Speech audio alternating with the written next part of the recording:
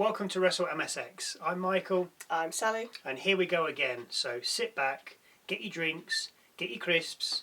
And enjoy our review of Night 2 of WrestleMania 41.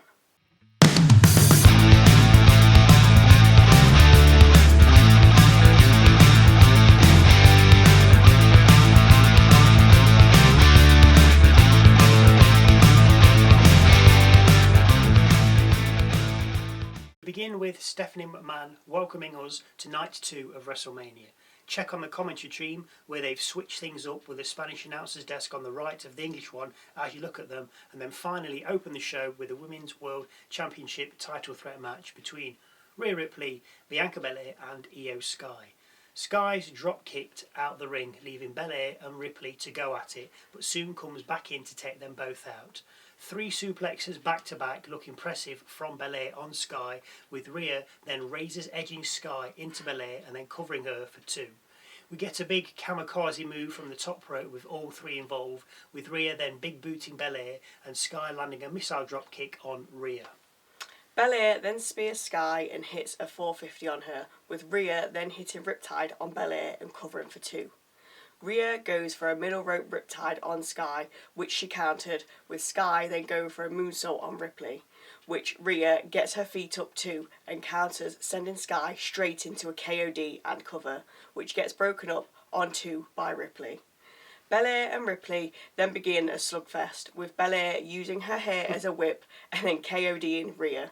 Belair covered, but it was broken up by over the moonsault from Io. Sky then covered Bianca, scored the victory and retained her title. Drew McIntyre versus Damian Priest in a Sin City street fight. Drew's outfit inspired from Doomslayer, while Priest was played out by Kerry King of Slayer. Well, this ended up outside straight away, with Drew even getting a moment to take a selfie while beating up Priest. Drew sets up 2 tables, which aren't used just yet, as he flies over the top rope to take out Priest on the other side of the ring. Claymore then only scored a 2-count cover. Priest was then due to dish out some damage by using a chair on the Scottish Warrior, but not for long, as Drew manages a spinebuster and buys himself enough time to set up a table in the ring. As is usual though, whoever sets up the table has to go through it, with Priest razors edging Drew through it and covering for 2. Drew then future shocks Priest on the ring steps in the ring and covers for 2, before we head to a slugfest, which Priest wins out. Priest then went for old school, but Drew pushed him, sending him through the 2 tables previously set up on the outside. It all came to a head when Drew claymored Priest into a chair, which had already been wedged between the middle and top rope. Priest fell to the mat, with McIntyre then covering for the 1, 2, 3. It was a shame it didn't go to casino floors, Yes. as we'd hoped it would. Sin City street fight, but it was mainly in the ring with weapons. Yeah, a little bit on the outside, not even Yeah, it was a little bit backstage. I mean, or don't get me into the wrong, crowd. yeah, it was entertaining, Oh, yeah, but yeah. if you're going to have a Sin City street fight, get onto the streets of Sin City. Definitely. Next up, the fatal 4-way between Bron Breakker, Penta, Finn Balor and Dirty Dominik Mysterio for the Intercontinental Championship. Bron starts on Penta, with the JD boys then throwing Breakker out the ring to double team Penta. This backfires as Penta throws them out the ring and jumps out after them. We get back in the ring with a spear to Dom from Bron, sling blades from Finn and Penta, and then the headstand double foot stomp to Dom and Balor from Penta, with Penta then covering Balor for 2. Balor is then also sacrificed, with Breakker German suplexing Penta and Balor at the same time. Dom then comes into the mix, hitting 2 of the 3 amigos on Penta, with the 3rd being stopped by the luchador, but he's soon dealt with as Balor comes to his stablemate's aid.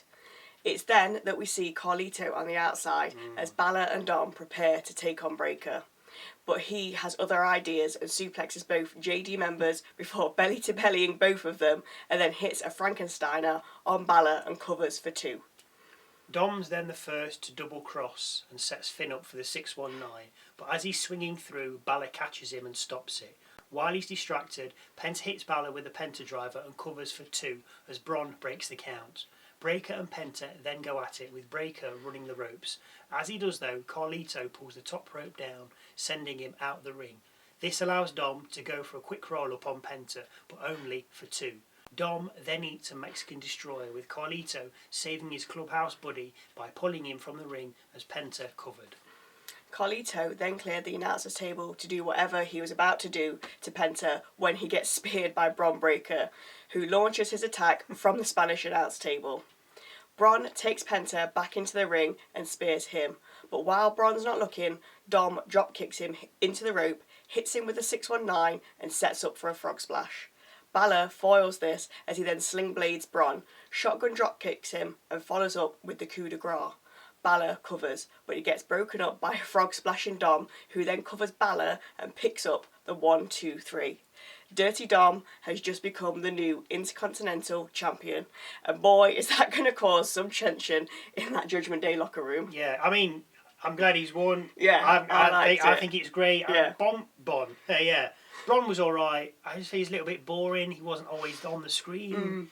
Whereas Dom adds that bit of silliness, and he's got it, and he's going, I've got the time, he's going to run off, and and you know, you can do silly things about it, and you can make it interesting. He's got it to take back to the group, and then there's going to be stuff between obviously him and Finn. Of course there will. Whereas Liv trying to keep them together, but there's if somebody boring has it, they don't. It's just, you know, it's like, we've got it, great. Anyway, Randy Orton out next, and he wonders who's coming out to face him.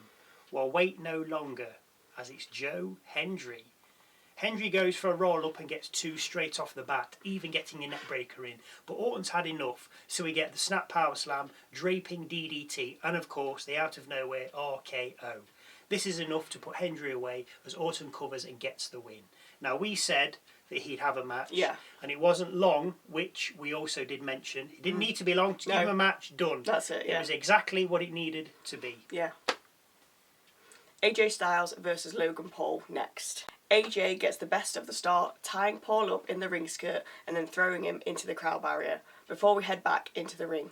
As we do though, Paul avoids an attack by AJ and drives him into the ring post, showboats to a drone cam and then frog splashes Styles, covering for 2. We then see an overbomb by Logan with Styles reaching the ropes to break up the following cover. After a moonsault and punches, Styles has had enough, and after softening Logan up, he hits a vertical brainbuster and covers for 2. Paul catches the phenomenal forearm and turns it into a rolling senton, followed by a lionsault and cover for 2. A Styles clash is then foiled by Paul grabbing the ropes, which was followed up by a buckshot lariat and cover for 2 again by Paul. Paul hits a Styles clash with Styles no-selling and hitting a Styles clash of his own. One of Paul's entourage is then seen sneaking around the ring holding some brass knuckles, but before he had chance to hand them to Paul, Karrion Kross appears to stop him. With the friend foiled, Kross encourages Styles to use the knuckles, which he refuses to do, so tosses the knuckles away and then hits Kross. Styles gets back on the apron and then goes for and misses the phenomenal forearm. Paul then lands a titanium fist to AJ, hits the pulverizer, covers Styles and picks up the victory. Now this, I believe, will now lead to a feud of sorts between Styles and Kross. It has to. It has to. Kross is doing nothing else. He needs something to do, so this will lead to possibly backlash. It all culminating there. Yeah, fair. Yeah. In my opinion, let's hear your opinion in them comments down below. Liv Morgan and Raquel Rodriguez versus Lyra Valkyria and a mystery partner next, as Bayley was attacked and is out for the women's tag team titles. The mystery partner is none other than Becky Lynch. Lyra is covered for 2 after being pushed off the top rope by Liv and into a big boot by Raquel, with Lyra then kept in the heels corner and covered twice more for 2. Finally, Lyra gets away and tags in Lynch, who goes to town on both her opponents, even hitting a Bexploder on Morgan before locking in the Disarm Her. Raquel breaking it up. An Oblivion on Lynch would have done it, but Lyra made the save as the ref got to 2. Rodriguez then suffered a DDT on the outside by Valkyria as Becky hit the manhandle slam on Morgan, basically a rock bottom. Lynch then covered and got the pin, with her and Valkyria now becoming the new women's tag team champions. I'm very surprised by this. Yeah. I don't know if you are. If you are, let us know. But the question is Lynch back? Because if she's not, then these tag titles will be lost to obscurity. And we don't need that because Rodriguez and Morgan were bringing life to them. Yeah. And if we've got Valkyria and Lynch having them, and Lynch disappears to do stuff, How's Valkyria going to defend them? Exactly. Okay, yeah, you can bring Bailey in or something, which you probably will. But the point is, let's not just lose these titles now. Yeah, into because I did like nothingness. it with I did. them two, Let's keep them going. Out came Stone Cold for his match against...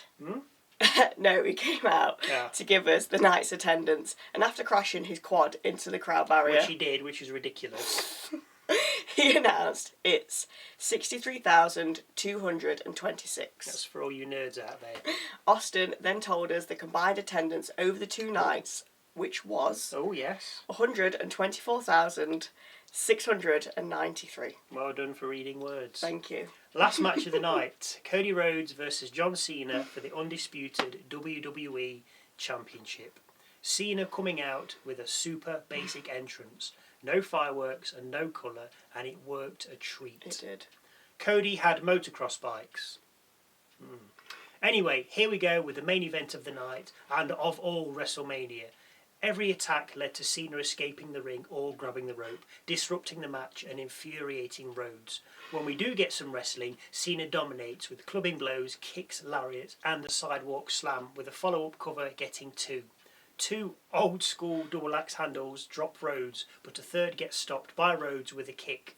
A tornado DDT, yes you heard, gets Cena a 2-count cover before we see 2 shoulder tackles from the 16-time champion and a setup for the 5-knuckle shuffle.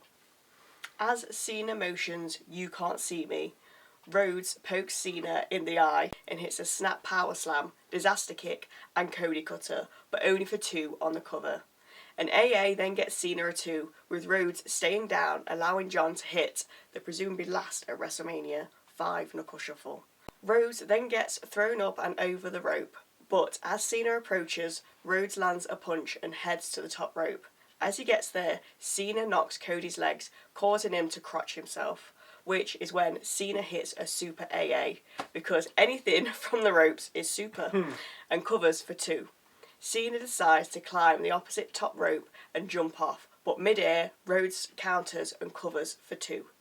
A Cody cutter then gets another 2, with the match now at walking pace. Rhodes goes for crossroads, which Cena reverses into another AA, and upon executing it, puts Rhodes into the STFU. Cena has to pull Rhodes away from the rope twice, but as he does, Cody kicks Cena away, causing Cena to go crashing into the referee. Rhodes then reverses an AA into a crossroads and covers Cena. The crowd count to 10 before Rhodes realises something's not right, and it's then that he goes to check on the ref. As he does, Cena removes a top turnbuckle pad and then heads back over to Cody to resume the fight. Inevitably, Cena sends Rhodes into the exposed turnbuckle twice, and then hits another AA. The ref recovered and counts, but still only to 2, with Cena looking shocked. This then brings out Travis Scott, big man's, who saunters down to the ring and gets on the apron. Cena encourages Scott to slap Rhodes, even though the ref can fully see what is happening. But Rhodes escapes Cena's clutches, hits a crossroads and covers. As the ref gets to 2, Scott pulls the official from the ring, breaking the count, with Cena then rolling under the bottom rope to the outside. It's then that Rhodes invites Scott into the ring, which Scott accepts, but needn't have bothered as he eats a crossroads and then gets shoved back out. While Rhodes is taking out the trash, Cena has re-entered the ring with the title and takes a swing at the champ. Rhodes manages to stop the incoming blow and wrestle the belt away from Cena, with Rhodes then threatening to hit him with it. John pleads with Cody not to hit him, with Rhodes yielding to his integrity, only as he relents, Cena kicks him in the you-know-where and then clocks him with the belt. Cena covers Rhodes just as the ref crawls back into the ring, who then proceeds to give a very slow 3 count, and a 3 count it was, as John Cena wins and becomes the 17-time WWE champion. Told you. Now, there was no Rock, which was a surprise. I thought he may have... And a shame. Yes, I mean, he could have stood at the top of the ramp if he didn't want to do anything. He didn't have to do or say anything. No. Scott could have come out and then The Rock could have just been there and said, yeah, kind of like, you go. Yeah, or even at the end of Mania, when they were celebrating the ring, Rock just could have appeared and just been like, yeah, yeah, nod, just a yeah. and whatever he needs to, whatever he needs to do.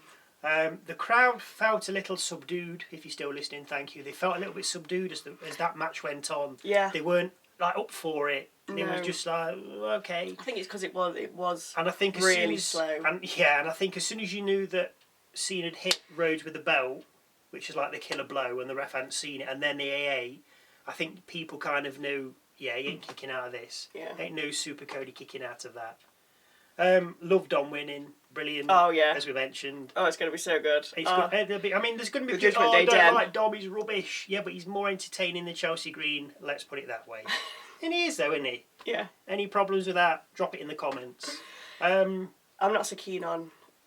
I don't mind Lynch coming back, obviously. That doesn't bother me, but the coming back and then winning the tag titles, I prefer Liv and Raquel to have them. They're better champs. They're just They're good with it's it. entertaining. And it's they'll more be entertaining. there. Yeah, as you say, they'll be there. The Judgment Day, but maybe it's 1 in 1 out. We can't have all the belts on Judgment Day, so you lose the titles. Yeah, fair enough. Yeah, but Dom brings in the Intercontinental. one at a time. Yeah, yeah, I like that. Can't have everything. Yeah. But brilliant. Anyway, if you enjoyed that, give us a like. If you really enjoyed it, consider subscribing. But whatever you choose, thank you so much for watching. And hopefully we'll see you Tuesday for Raw.